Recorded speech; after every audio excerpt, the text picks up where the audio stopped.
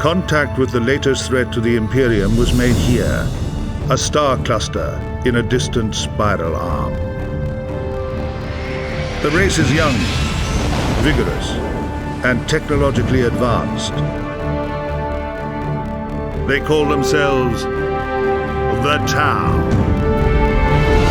In the grim darkness of the far future, there is only war. You are Case, a young Tau, a fresh-faced recruit of the Firecast on your very first day of combat, and you will single-handedly take on several hundred Imperial Guardsmen, a phalanx of Space Marines, a Valkyrie gunship, some Chaos Space Marine Terminators, 2 Chaos Dreadnoughts, and then an avatar of the Chaos God Tzeentch, and you'll do it all with the Space Marines' help. Because even a game about the Tau has to have the Space Marines rock up as the actual heroes. Ladies and gentlemen, welcome, I'm Josh Strife Hayes. Today we're going back to 2003 and replaying the first-person shooter Warhammer 40k Fire Warrior. This mostly forgotten shooter follows a 24-hour journey of a single Tau Fire Warrior to save some captured Tau Ethereals and then help the Space Marines stop the spread of chaos. Now, the Warhammer 40k franchise is absolutely massive and insanely well documented, yet this game is all but forgotten. If you want to see how little Fire Warrior impacted both the 40k lore and the gaming landscape as a whole, this screenshot is the entire Wikipedia page about Fire Warrior. It's important to know that Warhammer wikis chronicle thousands of years of fictional history, and yet an actual fully released game barely gets a page. Fire Warrior is a game with music composed by Ian Livingstone, the co-founder of Games Workshop himself, a game with the voice talents of Tom Baker, Brian Blessed, Sean Pertwee. You've even got Darth Maul as a Space Marine captain. And yet this is all you get on Wikipedia. 650 words. But while the game didn't make any significant impact on the first-person shooter scene, did Fire Warrior actually inspire one of the greatest, most memorable moments in the Halo franchise 7 years after its release? To find out, let's replay every level, honour the Firecast, and fight for the greater good as we ask Fire Warrior, was it any good? As usual, a massive thank you to all the supporters on Patreon and Twitch who keep the channel alive. More on how you can support at the end. For now, let's begin. 2003, your CD player was blasting some Evanescence, your VHS was rewinding Kill Bill Volume 1, and your Xbox had been playing Halo non-stop for about 2 years. It's important we mention Halo, because Halo Combat Evolved released in 2001, and was so successful that from that moment on, every other first-person shooter would be compared to it, especially sci-fi ones. Every game release was hyped up as the Halo killer. Call of Duty, Medal of Honor, Time Splitters. Everything was up against Halo. And while all these games found a level of success and their own niche, they didn't take down the system-selling Spartan. So when Games Workshop, one of the largest and most recognisable franchises in the world, announced they'd be making an official Warhammer 40k first-person shooter, everyone was sure Halo was doomed. Then in 2003, Fire Warrior released. Now the box shows a Tau Fire Warrior crouching atop a pile of skulls and Space Marine helmets. The box proudly shows the reviews, 91% from PlayStation Magazine, 9 out of 10 from PS2 Magazine, 4 out of 5 from Maxim. This game must be fantastic.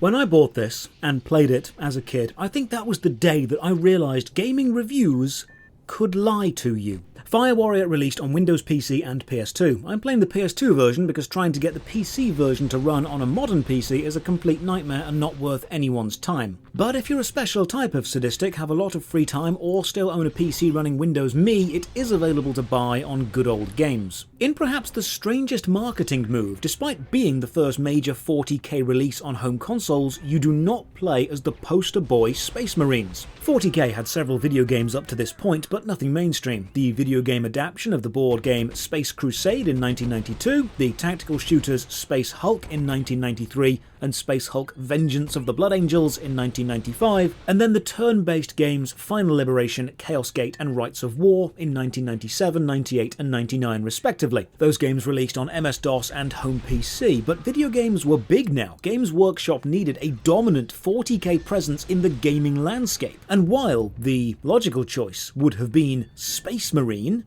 instead, you play as a fresh-faced, untested Tau Fire Warrior. Pop the disc in, and we get the intro. The Segmentum Solar, the cradle of mankind. Here is Terra, known to antiquity as Earth, the heart of the Imperium of Man. An empire of 1,000,000 worlds, the Imperium stretches across the galaxy. Besieged by aliens and monsters, attacked from within by heretics and rebels, for 10,000 years it has endured, protected by fleets of warships and legions of genetically engineered warriors. It is the 41st millennium, and there is only war. Contact with the latest threat to the Imperium was made here, a star cluster in a distant spiral arm. You probably recognise that voice, so let's look at the voice cast because it is stellar. That voice is Tom Baker, an English actor most well known for playing the elf Halvarth in the 2000s Dungeons & Dragons film. He also played Doctor Who for 7 years. You've then got Brian Blessed, Prince Vultan from Flash Gordon, playing Imperial Admiral Constantine. You've got Peter Serafinowicz, the voice of Darth Maul, as Space Marine Captain Ardius, and Sean Pertwee, the guy from Event Horizon and Equilibrium, as Planetary Governor Severus. Quick side note, I fully subscribe to the Event Horizon is a prequel to the formation of the 40k universe and the ship visits the warp theory, so having Smith from that film voice a planetary governor in this game shows a connection and confirms it is 100% actually correct. Now they're pretty big names, but you might notice they're all Imperial characters, and this is a game about the Tau. Who do they have voicing the important Tau characters? Well, we'll get to that later, but just bear in mind, the intro movie starts off by showing you the Imperium, and then showing you the Tau as a new race. So we are literally casting the protagonist, the Tau, in relation to the Imperium. By the end of this video, you'll actually understand why Fire Warrior is a game about Space Marines and the Tau have been shoehorned in. The back of the box describes Fire Warrior as a 24-hour descent into hell, so let's play the tutorial. Basic stuff for the time, left analog stick moves, although there is a major issue with that we'll see later. Right analog stick aims, pick up keys to open doors, duck under stuff, jump over things, and then ask yourself why the Tau combat training course seems to be set in the basement of the ship. And then we get to ladders. Getting up a ladder, pretty simple, just run at it. Your speed of ascent will depend on the degree of upness of which you are looking. So if you stare at the ceiling, you'll shoot up faster than a guardsman at a Slanesh initiation concert. But to get down the ladders, ooh, that's a different matter. You can climb down the ladder by facing away from the ladder and moving forward, like you're abseiling forward. If you do try to turn and face the ladder and climb backward like a normal ladder descent would go, you'll actually climb slightly higher into the air because of dodgy physics and then fall often to your death. The game does have fall damage, but it's all or nothing. You either land like a superhero or break every bone in your body, and the difference is about 3 inches. You've got a recharging overshield, which absorbs all incoming damage and then only refills when you are hiding, and then health you'll lose whenever you are hit without a shield. Around the levels you'll find health kits. Green refill a little and red refill it all. As long as you have some shield left, you'll normally survive an ambush. Apart from the few levels with insta-kill snipers or Chaos Space Marines with rocket launchers that literally spawns directly right in front of you and one-hit you through your shield, but that's just a whole pile of bad design we'll get into later. The training course takes us through the basics of shooting and grenades. You get to use the Tau's iconic long-range pulse rifle and then the close-quarters pulse carbine. Almost every weapon in the game has a primary and secondary fire. Usually these are pretty boring, like fire one shot or fire many shots. There's also no aim down the sights here. Like every good Fire Warrior, you shoot entirely from the hip. There is a soft lock-on system though, another, where if you aim kind of close enough to an enemy, it'll pull your aim to them, but this doesn't track where enemies are going, so you'll always be shooting at where they've been, not where they are. You'll very quickly learn that each impact of a hit against an enemy has a small chance to knock them back or stun them and stop them from shooting, so you very quickly realise that volume of shots is more important than individual shot strength, which is actually exactly like the 40k tabletop game. And with the training course done, we get to the second intro movie.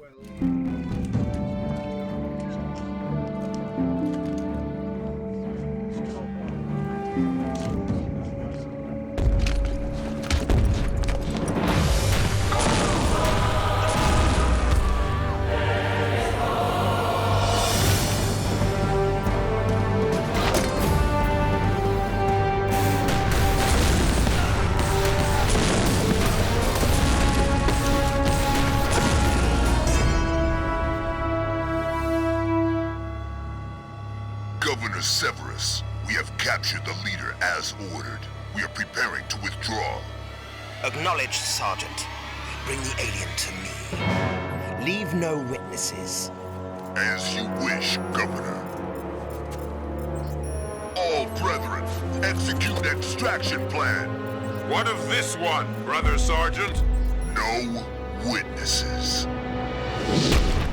So peace talks were planned between the Tau and the Imperium. However, the Tau Ethereal Kovash has been kidnapped by the planetary governor Severus, so we need to go and rescue him. We are Kais, and this is our very first mission. The mission start screen actually shows you the time the mission is meant to take place at, so we can track how insane our kill count gets over Kais's day. We start at 6:47 AM. On the ship there are 4 other Tau, and this guy dies because some gas sprays in his face before we even land. So what is the point of the suits we're wearing if gas can kill us? We hit the planet and storm the Imperial trenches. I say storm, there's 2 small ships and about 5 other Tau. This is one of the smallest scale assault openings I've played. And remember, Medal of Honor Allied Assault, with the Storming the Beaches opening, released 1 year before Fire Warrior. So we rush through the trenches and kill the Imperial Guard. I refuse to call them the Astra Militarum because I'm old school. In fact, you can see how old school the game is because the Tau are still wearing their iconic orange and black colour scheme and not the grey and white they got changed into. After killing a guardsman, you can take their gun. You can only carry 2 guns on any mission, a main Tau weapon which is set every level and a secondary that you're free to swap out. And this is where you learn one of the worst lessons the game has to teach you. Tau weaponry sucks. Even the basic guard las gun, the flashlight, is more effective than a pulse rifle, simply because it fires more shots. In fact, this is a design choice we'll see through the entire game. Every time you get a new Tau gun, you will almost instantly find an Imperial weapon which is better. There are 14 weapons in Fire Warrior, 4 Tau, 9 Imperial and 1 Chaos, and there is literally no situation in which a Tau weapon is the best choice. If you do run out of ammo, which will literally never happen, you do have a melee knife. This is useful for stabbing yourself in the face so you don't need to deal with trying to kill anything in melee combat. You'll forget you even have a knife. You switch from primary to secondary gun with square and you reload with circle, but pulling your knife out is left on the D-pad. So you can indeed finish the entire game without this. In fact, you should do this. This is a useless feature. Some people have said, oh, but it's ceremonial. In that case, Tau Fire Warriors don't carry the ceremonial knife. Only the captain carries the bonding knife, and Case is not the captain. Eventually, you run into a mini-objective. Kill the courier.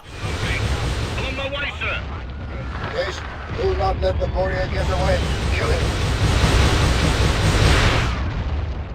Thankfully, the AI in this game has been told the Commissar will shoot it unless it does the dumbest thing possible at all times, so almost all enemies will run directly towards you, which is handy because it makes them easier to shoot. Quick note about shooting, it's not very accurate. Shots from pulse rifles, chain guns and bolters will always shoot kind of forward, but you'll miss the enemy if the enemy is more than a few meters away, but they won't miss you because the enemy is irritatingly accurate. This means the best tactic, as dumb as this sounds, is to run right up to everything you want to kill and do more damage to them than they do to you. We'll actually use this tactic later to melee circle strafe a Chaos Dreadnought to death. And if you listen carefully, you can hear the sound of every 40k fan twitching at how dumb that sentence was. Oh, the enemy won't always run straight at you, there is an exception. The Imperial officers with chainswords, the one who should run at you, don't. Sometimes you'll also find machine gun nests, and when you do, oh boy, the enemy just love running directly toward you then. To contrast this, the Tau will often run backwards through gates into combat, because that's just the way they do things. Sometimes you'll get tactical and detailed battlefield situational data from your commanding officer, including fantastically specific information like,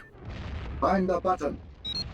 Thanks, I'll go and find a button. Not sure why we can't blow this door up like we did the previous ones, but okay. The surrounding scenery is nice though, the broken Imperial Walker. If you're a 40k fan, there are some nice accurate models in Fire Warrior. It's got the ambience right. And then there's the Land Raider, which looks like you put it through the wash and it shrank, but we'll get to that. Push through the tunnels, make it into the bunker, and now our suit powers down to upload the data of our battle back to the Tau ship. This means our visor goes blank for a few seconds. Now, I admire the attempt to find an in-universe reason for the meta game design of the end of level screen, but if you think about it, this is utterly stupid. Imagine if you're in the middle of an intense firefight, then your suit battle memory suddenly gets full, so your vision goes blank as it uploads the data. You would die. Maybe the only reason we're one of the few surviving Fire Warriors in this assault is because our suit happened to shut down at the exact times we were safe. Now it's 7:29 AM. We're told another team has been ambushed and we need to go and help them. While the outside trench environment is nothing we've not seen before, the internals are quite nicely done. It's got that perfect blend of 40k futuristic and archaic. It's a superpowered high-energy facility you just know is held together by some tech priest duct taping everything and reading the instruction manual to a toaster as some sort of ancient incantation. Eventually we find our first mini-boss, a slightly stronger than normal enemy who has limited movement range. This officer will not leave this room, which means you're free to just stand outside and shoot him.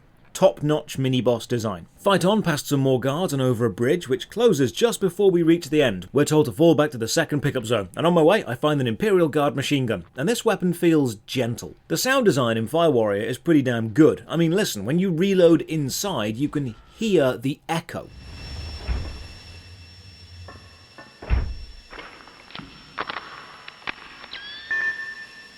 In general, they've nailed sound design, apart from this machine gun, which feels gentle and soft and as if the bullets are being fired from miles away. There's no impact or weight. Just listen.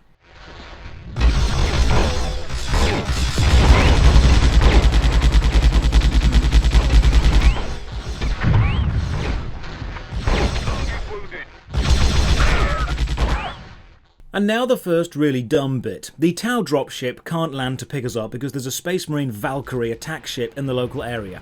So we have to destroy the Valkyrie. On our own. I try to play this fight with some logic, dodging the machine gun fire, avoiding the missiles, hiding behind the pillars, trying to avoid the damage, grabbing the health pots, and I die. A lot. Because the longer any fight goes on in Fire Warrior, the more likely you are to get one hit killed. So I decide to try a stupid tactic. Run right up to the Valkyrie and just strafe side to side while shooting it. And the dumbest part of all is this works. Remember, Play Magazine gave this a 9 out of 10. And now an issue of audio balancing. I'm not changing the sound levels here. The game gives you 3 levels of voiceover, back to back. Listen. Your trial by fire went well, young warrior. You helped Malkaor team escape. Your first mission was impressive. We have great hopes for you. We are approaching the prison where Kovash is held. It may be possible to gain access to the prison tunnels through one of the vents ringing this crater. We will supply you with explosive charges. We've discovered they're holding the Ethereal Kovash in a prison, but we need to destroy the planetary artillery to gain access to the prison. It's 10 past 8. We charge into some more trenches and need to escort this demolition specialist to the artillery control entrance. The main door is locked, so we blow our way inside a cave system and creep through a pipe. The cave bit is lovely, dripping ambience, slow, lonely. This is the first moment I felt like a solo soldier creeping into a dangerous mission. And then I discover you've got a night vision mode, with a battery which drains far too quickly. This night vision isn't covered in the tutorial for a very simple reason. It's useless. You'll never use this, and even if you did decide to use it, it lasts a few seconds before you need to recharge. In these caves we find a sniper. The alternate fire is zoom in. There's only one zoom level, you can't change this. I think they've tried to make the opening feel epic in scale, but they've actually made it feel quite soulless. Endless waves of nameless guardmen gunning down trenches isn't anything personal. But this bit, sneaking around and slowly making progress, this feels like an insurgency. It fits the mission quite well. We've even got cameras on the ceiling. Sneak under the red infrared beam or get spotted and alert the guards. A nice touch. Break into the main prison complex and circumnavigate this tower while taking out all the snipers around the edge, and then meet this enemy commissar who just kinda stands there while I kill him. Here's a nice visual touch. When you get hit, your vision has a screen tear effect to show how much of your shield has been ripped away. That's a nice visual cue to let you know that you're taking too much damage in a short time. I now discover the most overpowered tactic. Enemies do not know how to open their own doors. You can just close a door, or wait behind a proximity opened door, reload, recharge, then attack, and the enemies will just happily let you do this, even when they have an advantage. Doors are a mystery to the Imperium. We rush into the prison courtyard, ready to infiltrate the cells, and the doors close. We're told, hang tight, some other Tau fire warriors are fighting to get those doors open for us again. Now this could have set up a really nice bit of design. Imagine if you'd had optional objectives in the previous few levels, and if you did take the time to complete them, this job would now be easier for the other Tau. It would let you escape this ambush quicker. Imagine having player choice which affected gameplay situations further in the game, but no, you just run around for 20 seconds and then go through the open door. 903, gain access to the prison cells. Look at this prison guard. You'd think with an active assault happening on the surface he'd be a bit more aware, but nah, he's just chilling. When they were designing locked doors with windows on them, someone actually sat down and thought, instead of a corner, or a stack of boxes, or a door without a window on it, I'm going to add this very bad texture of a tunnel onto an inverted cone surface. The main problem with the prison section is the blaring alarm, which is way too loud compared to everything else.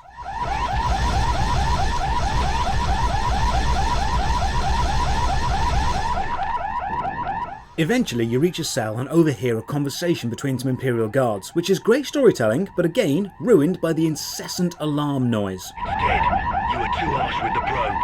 He told us nothing. They're too stubborn, these Tau. They die before they break. What use are these things? Severus wants them. No activity. What Severus wants, he gets. And he wanted the Space Marines here? Why? Damned Astartes. They think they're better than us. They are. Nothing to And get. don't you forget that. I'll be careful what you say about Severus. Any hint of subversion, and he'll break you like he broke these Tau. Speaking of enemy voice lines, if you've played this game, I'm about to unlock a forgotten memory because the guardsmen have about 4 lines they repeat endlessly, and they'll say them every few seconds. It's quiet. No activity. Another interesting quirk is how laser weapons have a range, and it's remarkably short. See how the officer's las pistol shots are just dissipating into thin air? A laser weapon, which fires light, seems to have a range of about 12 inches, which I suppose is actually tabletop accurate. Push deeper into the prisons, finish the level and get told, you saved many lives. How? I've seen no other Tau. Still need to find Kovash, so I run into this room, fall through a hole in the floor I didn't see, and die. Oh yeah, there's hidden instant death pits now, and you can't see them until you're already pretty much too close. And this room is also a trap, so you're fighting off snipers and officers while dodging holes in the floor. I am a massive fan of multiple mechanics being used in a fight simultaneously, but instant death for a single mistake isn't the most fun mechanic ever made. Hey look, got some purity seals on the doors. That's a nice touch, shows the Imperium really do care about who's down here. Finally, we find some Tau prisoners. It is too late, trooper. My body and spirit are broken. Go! Kovash needs you. They have just taken him to the neural chamber. It lies beyond the great doors at the end of the corridor. Go now!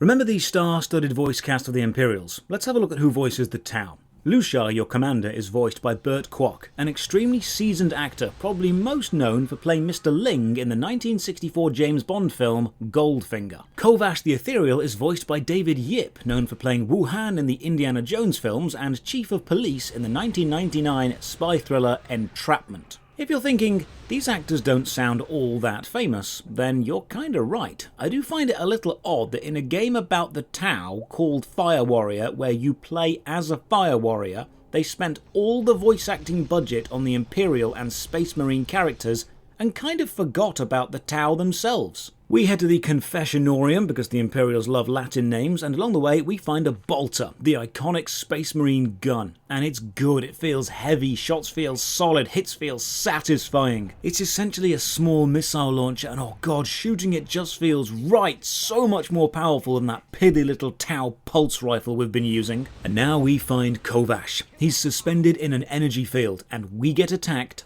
by a Space Marine. Now Fire Warrior does one thing really well. It makes Space Marines feel powerful. They are walking damage sponges, they are accurate and they are relentless, and killing a Space Marine actually feels like an accomplishment. Free Kovash, escape onto the dropship and get an actually pretty good cinematic showing an Imperial ship now attempting to engage in battle with the Tau and then boarding us. Traffic control, stand by to recover dropships. Attention all decks, stand by. Unknown vessel approaching. All decks, we have a black alert. Main drive is down. Power loss total. We are unable to break away. Captain, sensors detect boarding vessels. They're launching. All decks, brace for impact. We are detecting enemy intruders. All teams, prepare to repel boarders. Intruder alert! Intruder alert! 1102, repel the Imperial boarding party. The landing dock on the Tau ship feels a lot like the opening of Halo, and you can't help but compare them where you leave the holding pod. The problem is Halo had lovely pacing and Fire Warrior has, hey, how'd your first day go? Oh, you killed several hundred guardsmen and a Space Marine, that's nice, go and defend the ship. The fight through the ship is pretty standard, you're just swapping trenches for clean corridors and lots of jagged angles, and then a really nice bit of storytelling. Listen to the radio chatter.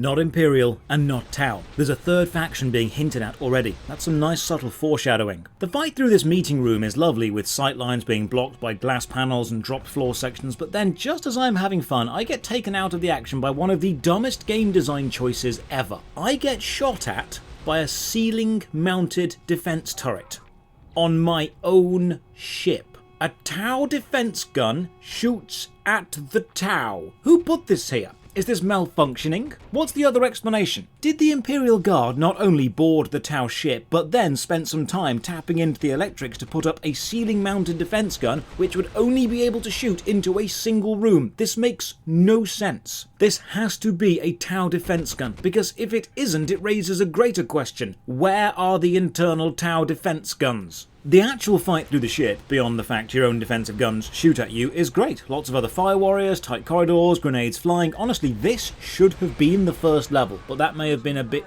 too much like Halo. We get told to counterboard onto the Imperial ship and blow up the docking winch, so we fight through. There's a great use of dramatic colour palette switching from Tau to Imperial, and the textures change from clean and shiny to rusted and dull. And then I die because I jump a few inches too far.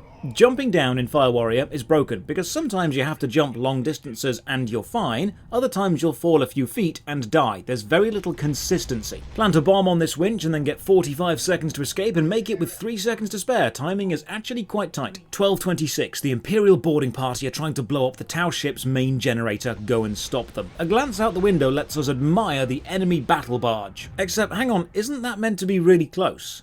It's just been boarding us. Why is it so far away? And why is it so flat? It seems they've used a technique similar to parallax scrolling. The skybox layer is the furthest away, and the battle barge is a flat image but slightly closer to the player. So there's this pseudo 3D effect if you move left to right, but still, this is the best you can do. In 2003, the closest contemporary competing game was Call of Duty, which features incredibly complex set pieces with much more complex skyboxes. This should not be Warhammer's first foray into first-person shooter graphics. Find the elevator to get to the generator and... oh damn, that was actually a really nice moment. Let's take the stairs. And then a new enemy type, a tech priest. They are shielded, but not invincible, and killing them gets us the plasma pistol. Unfortunately, we only have a handful of shots. This level is pretty short. 1302, find the main generator. By now I'm realising this game needs a minimap. The first few levels are fine because they're linear, but the Tau ship is a complex maze of doors and keys and corridors, and navigation isn't great. Nothing kills pacing in a game more than realising you're going round in circles. To get to the engine we need to open this tri-lock, 3 coloured lasers each unlocked with a different key, so we're hunting down 3 Imperial officers who happen to be carrying one part of the complete tri-key. In a nice touch you can kill these guards by turning on the reactor and just melting them to death. Brutal, but I mean, it is 40k, it is grimdark. Hey look, skull servitors, tiny little targets who eat all your ammo unless you run right up to them. The second key needs me to turn a force field off, and then I realise that this design is 3 keys held by 3 enemies who each need 3 buttons to be pressed to be accessible. More plot is now given through intercepted Imperial radio chatter. We've got 90% casualties!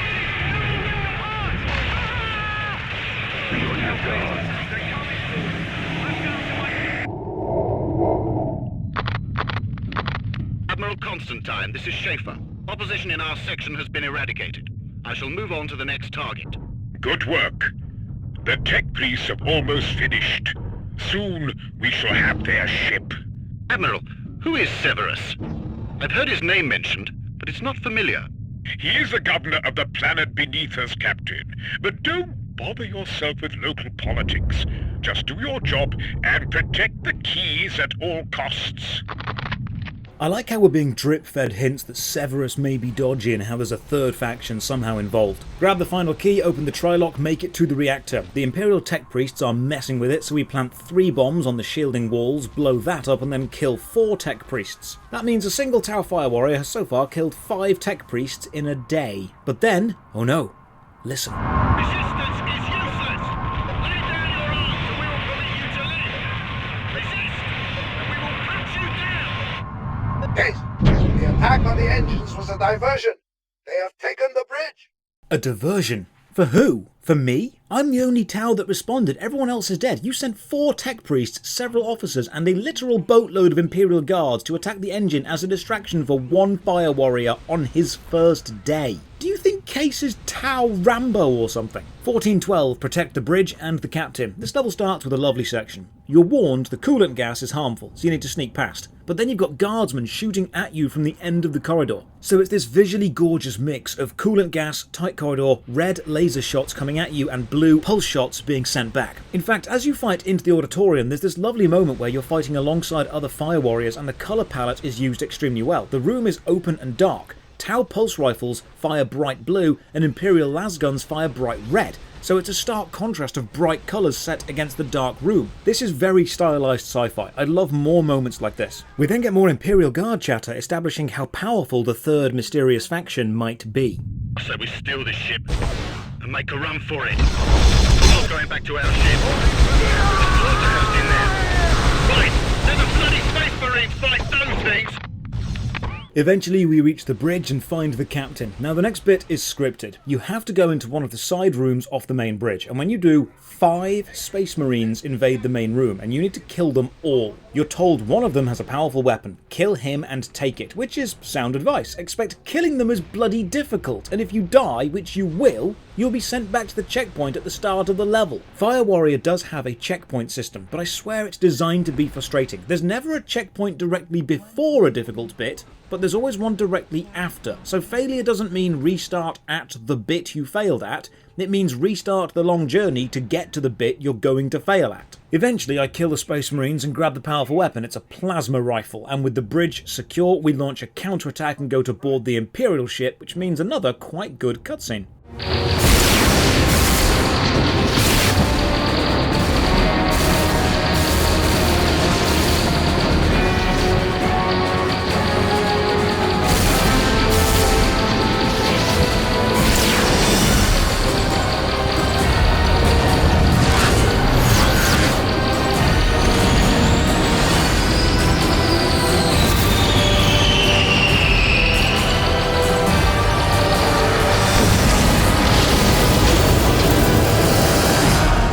1504, crashed onto the outer of the Imperial battle barge. We get sent to disable the enemy artillery so more of our landing craft can safely come aboard. Okay, hold on. You're sending me to single-handedly destroy artillery on board an enemy ship. It's 7 PM in the game. 7 hours ago I was in the trenches, and needed to wait for the demolition expert to blow up a door. This level is actually lovely though, fighting along the outer edge of a battle barge with the Tau ship in the distance and the deck covered in Imperial munitions and supplies. The plasma rifle is great too, burns guardsmen up a treat, so we plan to bomb, blow up a gun and then die to this short drop. I swear I've survived longer falls. I'm Tau John Wick. Why does this kill me? Why is my biggest enemy stairs? The ambient design of the battle barge is great. The gothic architecture, colour palette, chanting background music, even the almost religious level statues of the Space Marine. It's self-indulgent iconography. It's stylized fascism, and it's exactly what I'd expect a Space Marine battle barge to feel like. In fact, charging across the outer deck with some fellow fire warriors into bolter fire is a lovely moment. This felt very 40k. And then we get the shotgun, a complete nuke if close to an enemy, but fires literal confetti if they're more than a few meters away. Primary fire on the shotgun fires 1 shell, secondary fire shoots 2 shells, recovery time between shots is the same, and you are showered with ammo, so you should never fire just 1 shell. Having secondary fire be primary fire but more is a bit uninspired. They have a variety of shotgun shell types in 40k lore. Would have been cool to cycle through some of those, Deathwatch style. Destroy the guns, drop the ship's shields, let the rest of the tower board, and then get this lovely reference to aliens on the radio chatter. Monsters! Everywhere! Keep firing! It's too many! We got contacts everywhere! They're coming out of the walls! Slightly concerning that in Aliens, the things coming out of the goddamn walls were the aliens and the brave humans fighting back were the good guys. Is this how the writers see the Tau? 1558, fight through the battle barge and find the engine. In a nice lore touch, you get to see how the Imperial guards sleep in a rather roomy bedroom. We shoot our way through a library, then a maintenance tunnel, and finally we crawl into a boiler, and I'm thinking the Imperial ship has much more variety than the Tau ship. And now for the mandatory early 2000s video game stealth section. Except Fire Warrior doesn't have stealth, because there's no aggro drop-off or distraction skills. What it has are sections you need to complete without being seen for this section only, because gun turrets are now indestructible and the doors will lock if anyone sees you. So you need to distract the Space Marines, open the door and move on. I discover, however, the best way to distract the Space Marines is to kill them. Then there's the avoid the camera section, which means timing your running down a corridor, and if you get spotted, you get killed and need to restart. Stealth should be a mechanic in a game where you have a choice. Either be stealthy and gain an advantage, or don't be stealthy and play with a disadvantage. Here's a somewhat annoying design touch. Dying enemies will still block projectiles, so once you've killed someone with a plasma gun, you need to wait for their dying animation to finish and the corpse to despawn. Otherwise, if you shoot at them, even though they're technically dead, they will just keep absorbing the impacts. Fight through this rather nice looking engine room, then get ambushed by 4 Space Marines. One of them has a plasma rifle. You will die here, a lot. This is the point the game decides difficulty means throwing waves of bullet sponge enemies at you when you are cornered. Next mission, 1639, our new objective is to capture the Imperial Admiral. So on our first day, we've been sent to single-handedly kidnap a high-ranking Imperial officer. Cool. This means going through the sniper tower bit. If you've played this game, you'll remember this bit, and not fondly. I understand that game design is tough, and having lots of ideas on mechanics means you need to fit them all in somewhere, but one of the most jarring ways to do this is to have sections of your games dedicated to mechanics which never come up again, or mechanics which work differently in one place to another. This is one such place. You need to slowly advance along the open walkways, taking out the Imperial snipers as you go, because if you advance too far and you've left a single sniper alive, they are guaranteed to kill you in one shot, through your shield, all your health, instant death. This is not how enemy snipers work in any other part of the game, just here. It's kind of a shame they didn't combine this with the stealth section we just had. Maybe a few switches, multiple possible paths, shooting scenery to create distractions or create cover. There's none of that. Just sneak along, snipe the enemy, and how do we snipe them? Do we use the scope on the pulse rifle, a long-range Tau weapon that we've had since the start? No, you have to use the guardsman's sniper rifle. It's the only weapon you can win with. This is also the only part of the game you can softlock yourself in, because if you do run out of sniper ammo before you've killed every enemy, you literally cannot finish this mission. And look, as I take out every sniper, I get secret task completed. So I run forward, and then... Right, the secret task was kill that one dude, not all the snipers. Fight down this plasma corridor onto the bridge, and then we get 2 guard sergeants and a handful of Space Marines, some of them with chainswords, and after throwing everything we have at them and reaching the Imperial Admiral, we get assaulted by a psychic barrage and blackout. We are then captured and taken to a holding cell, and then another cutscene. My lord, we must tread carefully. These humans wish to eradicate our race. Why do we trust them to keep their word over a truce? I do not trust humanity, Lucia. I trust this space marine, this Captain Ardius. Like the Tau, he acts for the greater good as he sees it. He will keep his word. Ardius, I must protest. Why are we forced to negotiate with this alien scum? Need I remind you, Admiral Constantine, that this alien scum casually walked into Governor Severus's prison fortress and absconded with a number of Imperial prisoners? Scum. They are too dangerous to be scum, Admiral. So Brian Blessed argues with Darth Maul, then Sean Pertwee shows up and they have a bit of a bolter measuring contest. Captain, this is a local matter. The Emperor thinks otherwise. Captain, any interference in the Tau affair will cost the Imperium dear. Is that a threat, Severus? Not a threat, Captain. A prediction. You will do as I order and enforce the truce.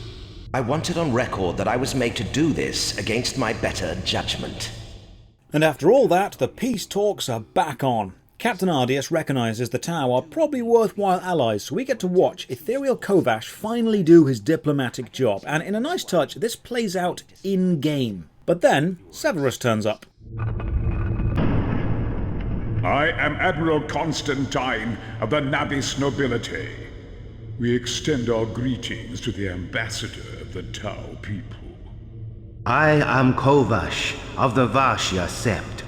I come in peace. Peace? There will be no peace. Only the embrace of chaos.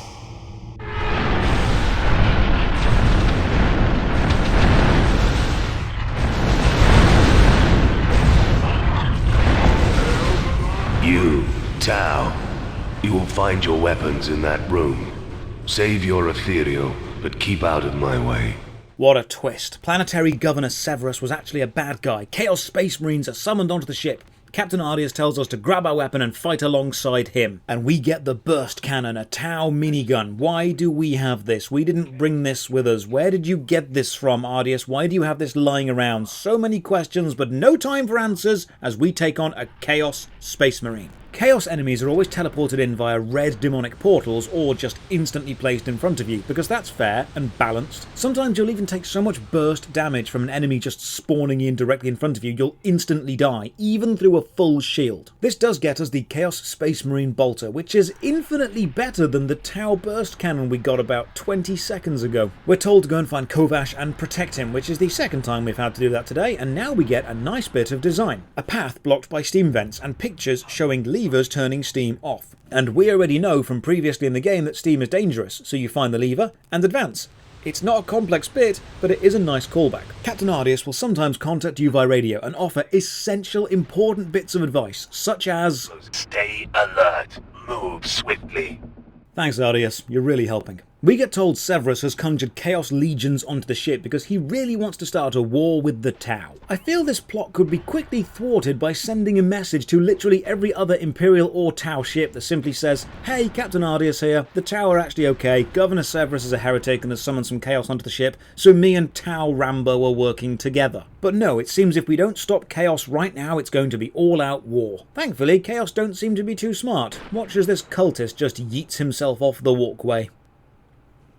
Ambushed by more Chaos Space Marines, and then a sorcerer shows up with Chaos Lightning powers and an energy shield and everything. This part is actually quite tough and I die a lot. Too many Chaos Space Marines, too many unavoidable lightning bolts, and by now your shield is pretty much useless because one hit will not only completely deplete it but also take some health away. 6 bolter shots kill a Chaos Space Marine, but the bolter isn't super accurate, so again the best tactic is to run right up to them. Imagine you're a Chaos Space Marine, you've been summoned onto an Imperial ship and you're expecting to fight other Space Marines, and then you turn around and see this tiny orange Tau with a gun half his size running at you screaming. Ride this platform down into the depths of the ship as we try to find Kovash. We get told the ship is going to be destroyed, so we better get off quickly. 1804, find a drop pod and escape. This level is relatively straightforward, until you drop through a hole in the floor, and now begins the start of the dumb half of the game. Scattered around are various weapons, including missile launchers, burst cannons, grenades, and bolters. And you need to use these to single-handedly take down a Chaos Dreadnought. Thankfully, it seems the model does respect line of sight from the weapon to you, so you can just crouch behind this box and shoot bolter fire over the top. Take the Dreadnought down, jump into a drop pod, and another cutscene.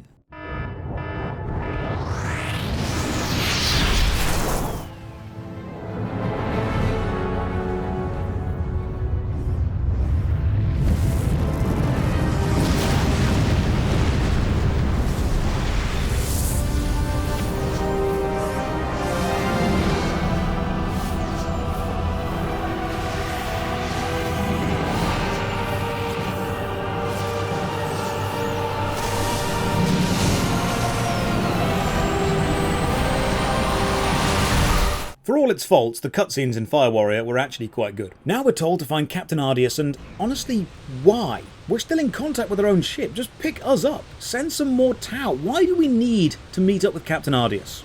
Okay, here's why. It's because Fire Warrior is a Space Marine game, just like every other 40k story. That's why it starts about the Imperium. That's why the Imperium get more named characters and voice actors. That's why the Imperium get better guns, and it's why, now that Chaos has appeared, we become Robin to Ardius's Batman. You know how in films there's the A-plot and the B-plot, two stories running side by side, sometimes intermixing? The A-plot of Fire Warrior is Chaos has been summoned and Ardius goes to stop it. The B-plot is, oh, also there's this almost divinely skilled Tau Fire Warrior helping him out. You are playing the B-plot of your own story. We find some Space Marines, fight alongside them, and get attacked by fast-moving Chaos Raptors, melee-focused claw things. Thankfully, they have low health, but goddamn are they evasive. This part lets you really enjoy all those heavy weapons you've only had a few spare shots with so far. The city itself is nice, large open areas, great sightlines, it feels like a manufacturing planet. Ardius then contacts us and explains why the planet is so dangerous, and why we have to stop Governor Severus right now. Now, listen closely. Severus has dispatched his minions to activate a Titan. It must be stopped. The hangar is near you. Find its access door, now. It's your first day. 11 hours ago you were storming the trenches, and now you're being asked by a Space Marine captain to go and blow up a Titan. This open arena I think is meant to be the setting for a cool boss fight, but the space means very little when the enemies are stuck in their own corners. And now a new enemy, a Chaos Space Marine Terminator, machine guns and plasma rifles. Thankfully the plasma shot can be dodged, and the machine gun has awful range, so this is another slogging match. And after taking down the Terminators, we get told, wait, no, go back. There's a secret Tau weapon and we need to grab it before going any further. So we fight through this tiny tank car park, and we find a shoulder-mounted version of the iconic vehicle-mounted Tau railgun. I wonder how powerful this thing is.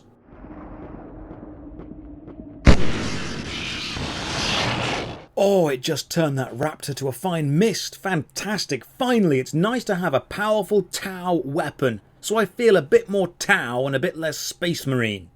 I wonder how long this will last. 1932, go and kill a Titan. The outside areas have a bit of a Quake feel to them. Containers, broken walls, simple layouts. It's got a very old school 90s feel to it, which isn't a bad thing. Oh, it's the stubby Land Raider I mentioned earlier. Seriously, this isn't to scale. This can't be to scale. You could fit maybe 4 or 5 Marines in that thing if they were all very good friends. Found an issue with the railgun. The hit detection is dire. You'll line up a shot, sometimes even using the alternate fire zooming mode, and then boom, you'll send a bolt of railgun plasma straight through the enemy and they won't even notice. The only real issue with this is the cooldown between shots is quite long, so if you're rushed by a Raptor and you miss your first shot, you don't often get a second. The Titan itself is still in the hangar, and to kill it we need to place 4 bombs at 4 weak points, both knee joints, the pelvic joint, and then inside the head. The knee joints are pretty easy to find, but then you need to extend the pelvic ramp, and the switch is hidden on the other side of the level. And while moving around this massive level, I discover a really odd problem with the left analog stick movement system. And if you played Fire Warrior and couldn't quite work out why movement felt wrong, this is why. Imagine the analog stick has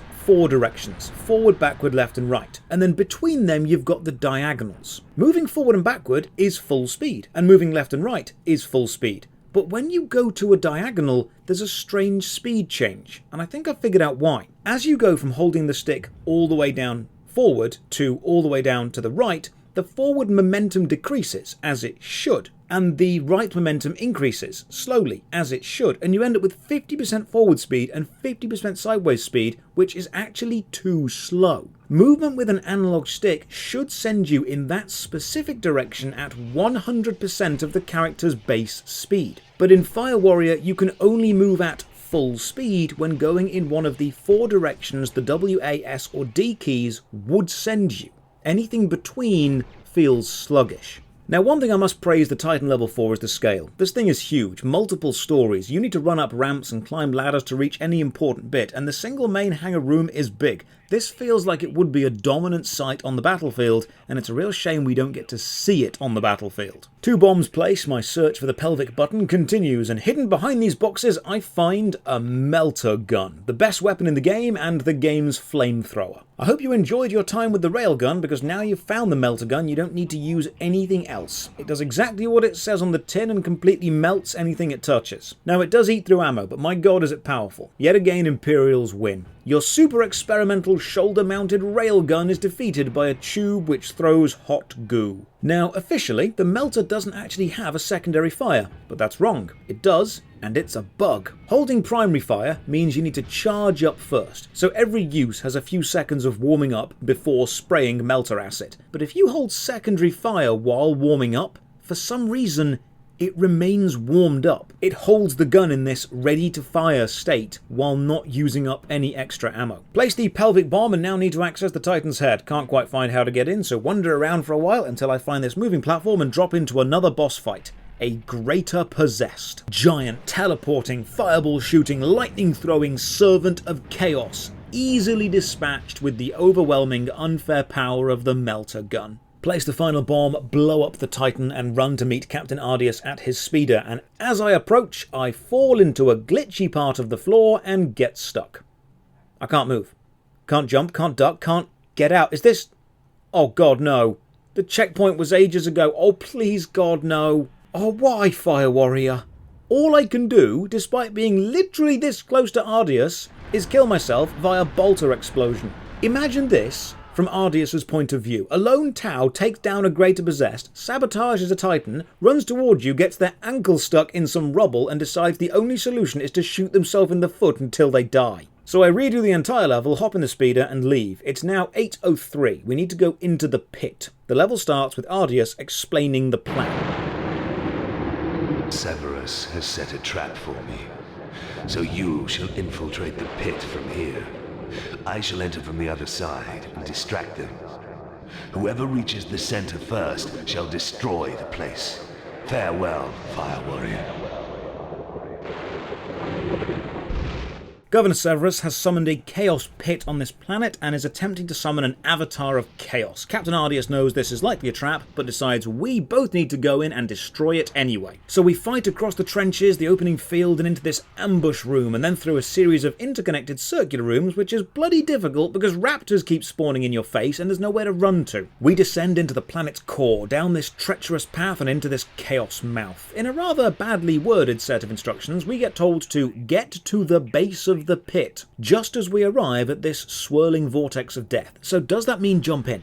No, it does not, because if you do jump in, you will die. You need to just keep going down paths. So you've now taught the player, do not jump into chaotic vortexes, they will kill you. So we push on further into a massive summoning portal room with ambushes left, right and centre, and then more raptors and another greater possessed. And once you've killed everything, where do you go? I mean, you obviously don't go into the giant pulsing red portal because only a few moments ago you taught the player jumping into chaos portals kills you. It would be pretty bad design if jumping into one portal killed you, but the other portal was actually the way forward, and yep, it is, that's the way forward, go through the portal. Kill more chaos. At this point a sorcerer is little more than an annoyance, and then marvel at the stream of bodies being constantly dropped into the pit, so obviously we jump in after them. 2049, we still need to find Kovash and the Imperial Admiral. The game takes on a definite difficulty spike after entering the Chaos Pit, teleporting enemies, instant fall deaths, and this part is a lot more brutal. The pacing is thrown completely out the window because you'll be resetting to checkpoints often. You need to know where the ambushes are to counter them. It's a case of trial and error. And now another dumb fight. It's another Chaos Dreadnought, so just like the earlier Valkyrie fight, I keep my distance and try to fight logically, and just like the earlier Valkyrie fight, I die while doing that. So I try something stupid.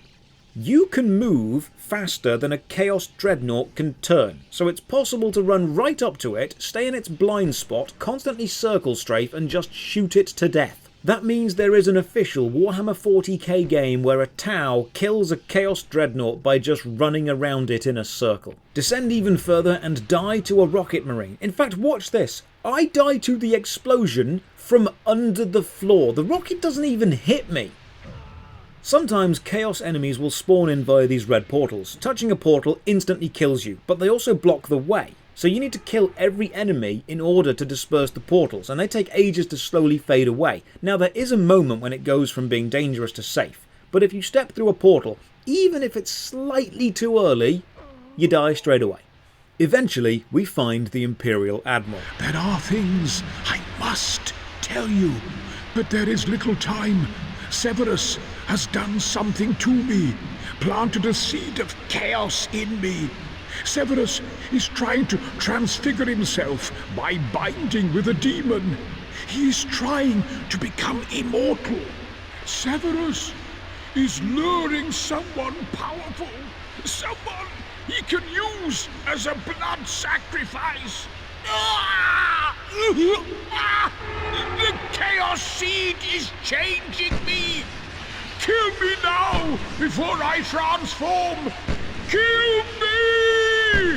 I dislike how he says kill me now, so I shoot him in the face with a railgun and he's fine. Anyway, the Imperial Admiral mutates into a massive grotesque Chaos Spawn, and now we get a great set piece. The Chaos Spawn advances at us down this narrow path, pushing us backwards, and enemies are spawning in left and right, and there's rubble to dodge and health pots just laying around. And eventually, after fighting through this linear section, you get cornered in this broken lift, and the Chaos Spawn starts reaching in with its mouth, and you kill it just before it's able to eat you. This is a genuinely anxiety-inducing bit of design, and it is a badass send-off for the Imperial Admiral. With the Chaos Spawn down, we enter the final room, the Summoning Pit. There's an altar in the middle and guns of all types scattered around. You know something is going to go down in this room. You need to plant 4 bombs on 4 altars in rooms around the edge of the main pit. 1 altar to each Chaos God, and then finally Severus shows up with Ethereal Kovash. Ah, so you made it this far. Don't bother shooting. I'm quite safe here in the Convergence. Ardius will be detained a short while, so you and I can talk. You saw what happened to Admiral Constantine, didn't you? That was the mark of chaos. Human flesh is so susceptible to the change.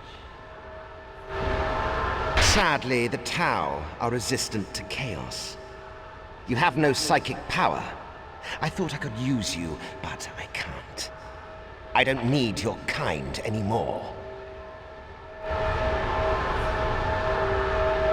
I want Ardius, the great Ultramarines veteran.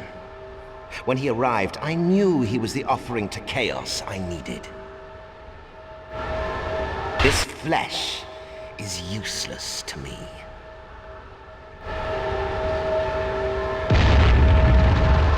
You want to kill me? You do? Then do your worst. You're a disgrace to your caste. So Severus exploded Kovash into goo and then we just fight. Remember, the Imperial Admiral, a character not even important to us, got a badass boss transformation, and Kovash, the guy we've been after since level 1, just gets exploded. Eventually, Severus reveals his actual plan. He wants to summon an avatar of chaos, but to do this, he needs a legendary warrior as a worthy sacrifice. And guess who that legendary warrior is? That's right. Space Marine Captain Ardius. We'll come back to this in a moment. Ardius isn't here, so we kill Severus, but then he gives himself as the final sacrifice, summoning an avatar of Tzeentch, the Chaos God of Change. And we get given only one objective: survive. Ah, just like Halo Reach. But hang on, Fire Warrior released in 2003, 7 years before Halo Reach. Did Halo Reach steal the famous Objective Survive from Warhammer 40k Fire Warrior? Someone get Bungie on the phone, I need to know. We now pick up every gun in the arena and blast every shot into this giant flying avatar, picking up health pots to counter the unavoidable lightning damage. Now this fight starts quite intense and quite fun, but then you realise all you need to do is tank damage, pick up health pot and keep shooting. It gets very boring very quickly. But eventually, after killing it, we get the final cutscene.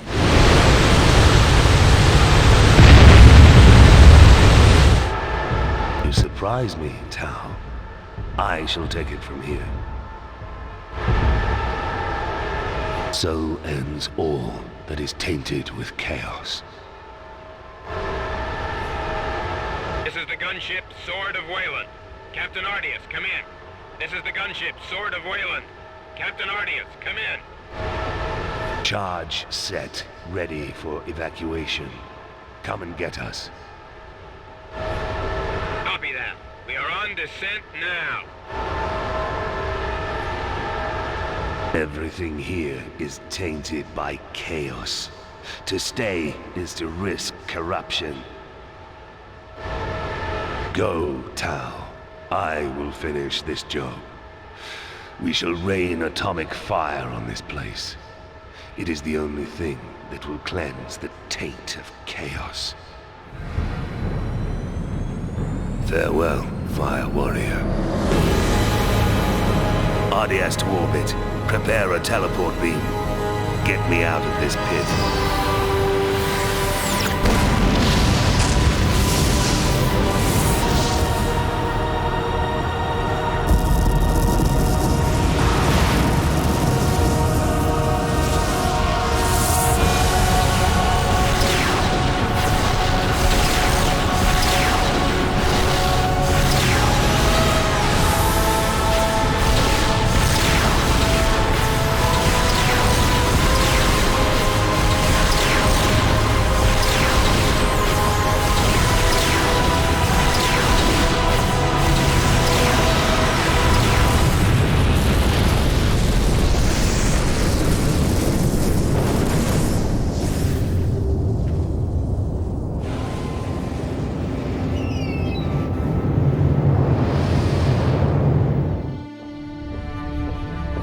We are teleported to the ship, Ardius is teleported to his, and then the Space Marines perform an exterminatus, blowing the planet up, meaning everything we did was basically pointless because Kovash is still dead, and that's Fire Warrior. But let's just take a look at something. The storytelling and use of characters in the final mission. The Imperial Admiral got to transform into a Chaos Spawn. Just step back and think. You're a game about the Tau.